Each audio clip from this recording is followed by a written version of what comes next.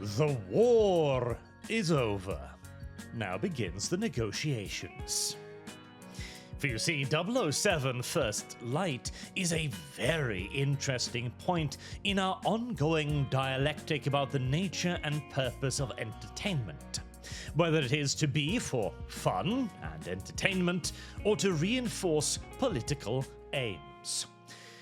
Colloquially, we can refer to this as the anti-woke and the woke position. First Light, in my opinion, is attempting to strike a very delicate balance between the two, appealing enough to the former so that it can still have a little bit of the latter. It is a game that is actively bargaining with the player. And that's what we're going to talk about today, but first, a little bit of context. The war I'm referring to is, of course, the culture war. But the war part of it is winding down, for the time being anyways, as we have won. Of that there is no longer any reasonable doubt.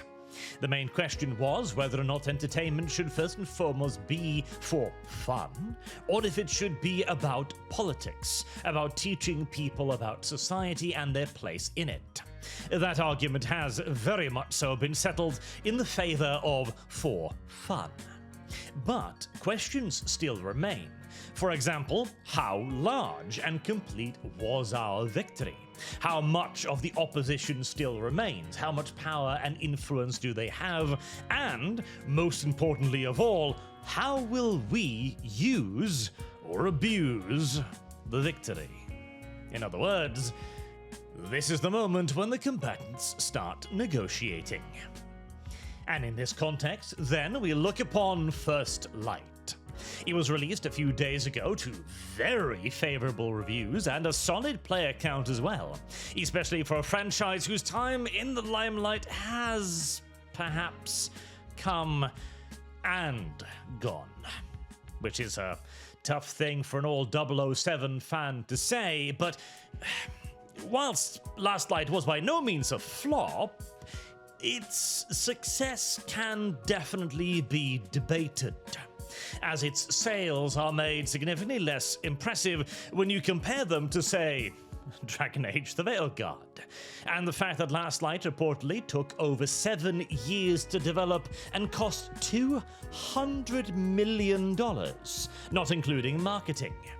Not to mention, the harsh reality is that the 007 franchise used to be one of the biggest things out there. In reality, we should be comparing First Light to something like Hogwarts Legacy in terms of a major game coming from a huge media franchise, instead of comparing it to the tortured tail end of BioWare's long-suffering fantasy RPG series. But we are not here, first and foremost, to debate the success, or lack thereof, of First Light. We're here to talk about its position as a mediation between the left and the right. Now, it is not the first game, mind you, that has tried a little bit of this bargaining. There have been a fair few games over the last couple of years that have been widely observed by the internet at large to be games that seem to strike a little bit of a balance between the two cultural, political extremes of the day. One of the examples I usually mention the most when referring to things like this is, of course, Kingdom Come Deliverance 2, because it had a whole lot of drama surrounding it, about whether or not it was a woke game, or if it wasn't a woke game, or if it was indeed a little bit of both. Now, the debate then was mostly focused around whether or not it was too woke, and whether or not there was any advantage in claiming it or rejecting it, etc.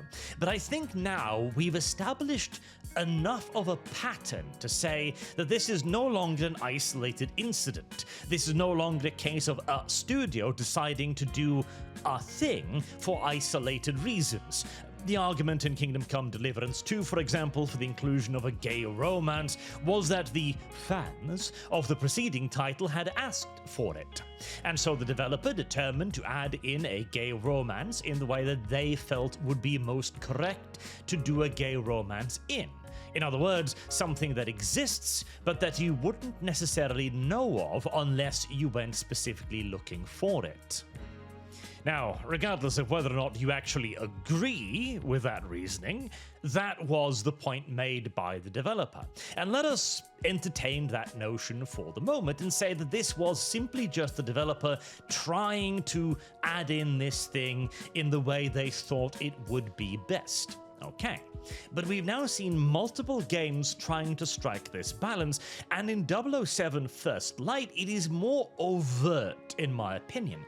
This is no longer an individual case, this is no longer a coincidence. As they say, once is coincidence, two is happenstance, and thrice is enemy action. We're on number 3 now, where the main offering towards the anti-woke side is the presence of attractive female characters in the game. And indeed, there are quite a few of attractive female characters in Last Light. Twitter has been going feral over them for the last week now, although I will also say here that there's something that feels a little bit off about the praise. This is purely my own speculation, so we shan't dwell on it for too long, but it feels forced. A lot of very small accounts having nothing but glowing things to say about female characters that, whilst attractive, don't get me wrong, are hardly exceptional, as if we've forgotten about what gaming used to be like, and considering that we've been waging this particular conflict for a decade, we might very well have. That is also possible. But the entire thing reminds me of the reception on social media of the last Superman movie, where everybody was talking about it to no end and praising it to the skies for a couple of weeks, and then suddenly just kind of stopped. As if the coins fed into the machine ran out. This could also simply just be because things move out of the public consciousness after a while, so again, take this for what it is, a pure hunch. To return to the point then, First Light does indeed have a good selection of attractive female characters. Most importantly, perhaps, even having one that is presented as nothing more than a very attractive woman that exists specifically for Bond to seduce and bed. That certainly sounds like James Bond, and it sounds very anti-woke as well. In fact, I'm pretty sure the Wicked Witch of the West made a video specifically talking about treating women as a reward. Furthermore, throughout the game, there are a fair few members of the fairer sex that James Bond can interact with and flirt with to various degrees of effect as well. In addition to this, too, one of the key notes of a woke game tends to be that it's, well, shit. And Last Light, by all accounts, is not. Its overwhelmingly positive reviews indicates that it is a mechanically very solid game crafted by a veteran studio. Even if it's not quite the style of gameplay that I myself would prefer, evidently the overwhelming majority of its players find its mechanics to be solid. The game runs well, doesn't seem to be crashing a whole lot, and in general, there is very little to complain about. In other words, Last Light appears to be a good game. So if all that is true, then where do all of the complaints stem from? Is it simply just a case of people being too sensitive and their wokedars being too finely tuned? To an extent, this is something that I as well have blamed in the past, and it is an ever-present danger. Though, in this particular case, bearing in mind, once is coincidence, two is happenstance, and thrice is enemy action, let's talk a bit more about the supposedly woke elements of Last Light then.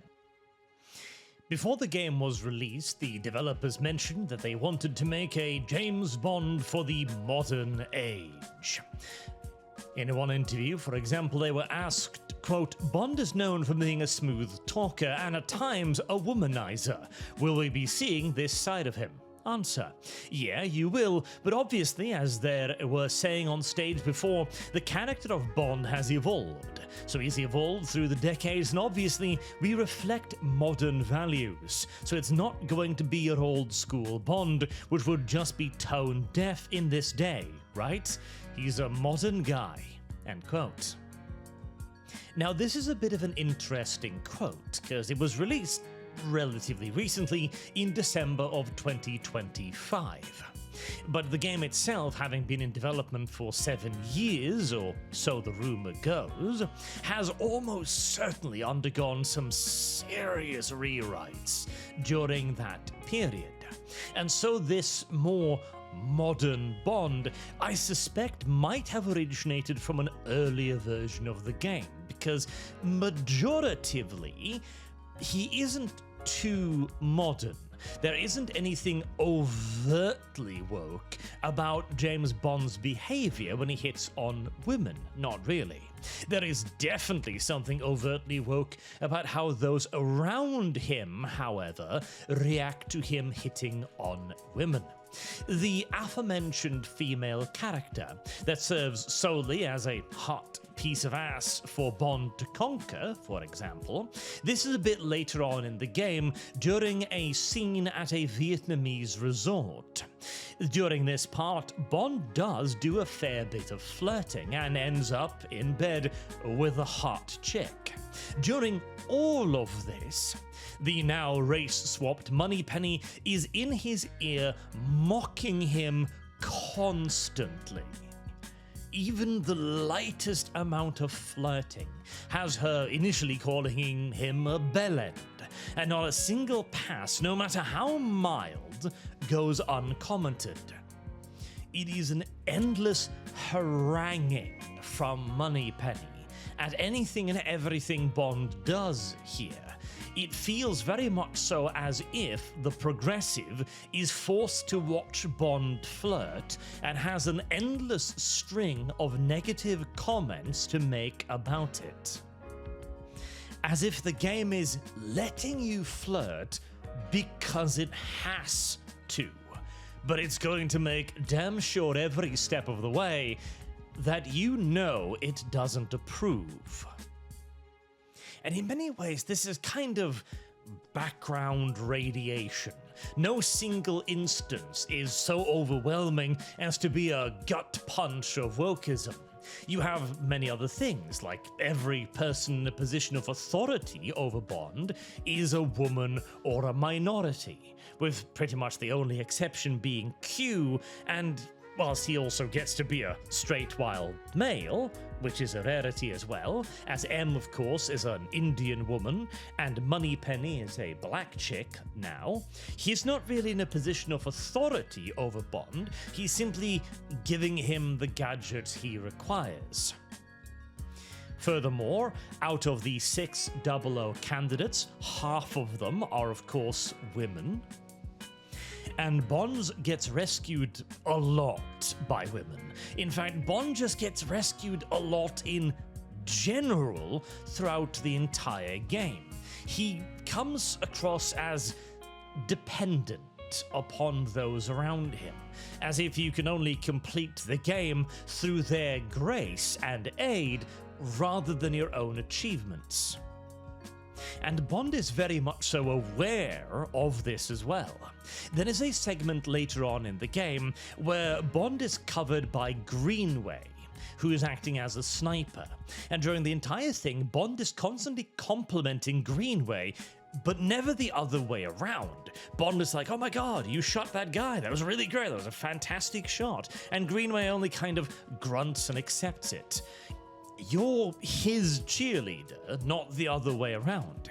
Even when Bond is later on the one who rescues Greenway, for a moment, only to then immediately be rescued by Greenway again, as if the game almost begrudges the idea that you might have helped him out once.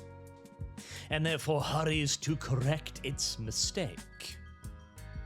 And of course, at the end of the game, James Bond is also rescued by a woman who's rescued him already quite a few times before that and helped him out as well. Now, this isn't necessarily that big of a deal either, because the woman who rescues him is the cold, uncaring woman, Isola. She's supposed to not give a damn. She's supposed to just do her mission, ignore everybody else around her, and damn the consequences and the sacrifices. So the fact that she does choose to rescue Bond, despite her personality, is an indicator that he has won her over. She is a conquest of his. But nevertheless, throughout the entire game, it is continuous that Bond feels like he's competent, he gets stuff done, he isn't awful, but he isn't flawless. He isn't the suave gentleman that is to be Bond. He is very much so a flawed diamond in the rough. And your tolerance for this is going to depend largely upon your point of view on Bond, how old of a Bond fan you are, and your opinion of Denise Craig. As we get in Last Light, again a young Bond, an unpolished Bond, who must be helped and aided and rescued and commanded by those around him. I've never liked that Bond. It's the primary reason why I absolutely despise Daniel Craig's Bond. I don't want to see a young James Bond. Bond isn't supposed to be unpolished. The entire point of being James Bond is that he is the super spy. He is confident, he is effective, and he charms everyone around him effectively. And they themselves are in on it. They sell it. His cheesy pickup lines work because they're delivered by James Bond with his confidence. Whereas in Last Light, when he does flirt, as mentioned during the Vietnam segment, he is constantly being nitpicked and talked down to and otherwise reduced by Moneypenny, even as he doesn't do anything wrong.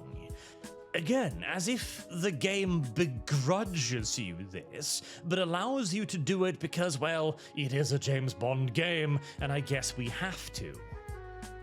Now, whether or not this is an overt woke element, I would err on the side of yes, because nobody was forcing them to make a James Bond game about a young James Bond. In fact, all of the things I've seen people praise the game for is him being Bond, the parts where he gets to be Bond and do Bond things. Therefore, it stands to reason that if he was simply allowed to be a better Bond, it would be an even better received game. Especially as all of this, Bond isn't quite perfect, only really makes it so that he has to rely upon other people constantly, which, whilst it's nowhere near as bad as something like, say, Caped Crusader, for example, which turns Batman into a side character in his own show, an all-too-common problem in modern entertainment, it definitely does feel quite often as if Bond's own role has been somewhat minimized. Not to a fatal level, but to a point of, hey, can we get away with this? Which is where the negotiations part comes into place.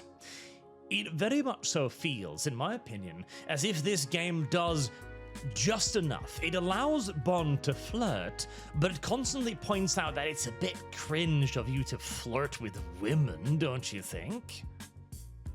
And it allows Bond to be competent, but always tosses in a little qualifying remark. He disables one bomb, only to be hit by another blast. He gets in the car to follow the bad guys, only to need to be handed the key by another character, and so on and so on. It feels like for every bit of give, for everything you are granted, there's a little bit held back, just a little tug on the back of your shirt going, don't forget, you can't have the full masculine fantasy. Stop there, hold yourself back a little bit now. And there are some more directly overt woke things as well, like the race swaps galore, or how all of the villains are white guys, except for the African warlord who rescues Bond later on, as it turns out he was just doing all of this bad stuff to find his daughter, which makes him not that much of a villain, I guess. There is, throughout the entire game, these little pieces constantly placed throughout, and I would say that on the level, there is probably more of a constant light background radiation of woke in Last Light than there is in, say, a game like Kingdom Come Deliverance, although a lot of that will again come down to your tolerance for a young and imperfect Bond. But none of the pieces individually seem to be quite enough to tip the boat, nor do they come quite often enough to become cumulatively annoying. That was something that Kingdom Come Deliverance 2 failed in. It placed too much woke in clusters around the game, like Musa of Mali, or the gay romance scene, for example. Whereas Last Light takes the same, or I would even say more, woke, and divides it more evenly throughout the entire game instead. This is what I mean when I say the negotiation of woke, where there is definitely enough in there for the progressives to look at the game and think it is on their side. There's plenty of race swaps, there's constant representation, all of the bad guys are white or rich, etc.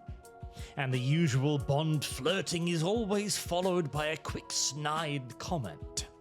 Yet at the same time, there is also a lot for our side in the game.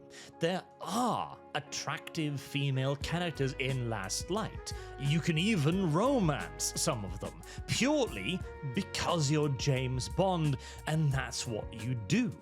The game is also competently made, with good mechanics and predictable but still solid storyline. And I think the best example of all of this, the example we can use to boil it all down, is the final moment where Bond is rescued by his main love interest, the female co-lead in essence. Because on the one hand, he is saved by a woman who has proven herself to be significantly more competent than Bond throughout the game. She is the one with agency here. She is the one who saves the gentleman in distress. But on the other hand, she only does this because Bond's charm has indeed won her over. So, who comes out on top here? And does it matter? Because that's, of course, the next interesting point. Let us assume, for the sake of argument, that this was all intentional. That Last Light was, in essence, a negotiation between elements of the studio, who were still very much so progressives, and there are going to be a lot of them deeply entrenched within game studios and entertainment in general for a very long time yet, and the need to actually make a video game that sells. Basically, they realize that whilst they can't go full crazy, because it will result in their game having about 500 players total, but they're also still committed to their ideals. And so they add in just about as much of it as they can manage. The strong female character saves the male at the end of the day, and it is her that chooses to save the male character. But then you pull just enough back to credit Bond with being the reason why she chooses to save the male character.